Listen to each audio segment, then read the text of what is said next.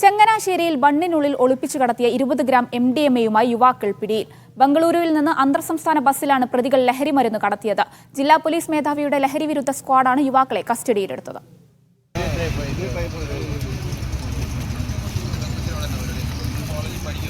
ലഹരിക്കടത്തിന് പുതിയ മാർഗങ്ങൾ തേടുകയാണ് യുവത്വം. ചങ്ങനാശ്ശേരി സ്വദേശികളായ അമ്പാടി ബിജു, അഖിൽ എന്നിവരാണ് ബണ്ണിനുള്ളിലാക്കി MDMA കടത്തിയത്. ബണ്ണുകൾ കീറിയ ശേഷം ടേപ്പൊട്ടിച്ച് ലഹരി ഉള്ളിൽ കയറ്റി ആർക്കും സംശയം തോന്നാത്ത രീതിയിലായിരുന്നു ഇടപാടുകൾ.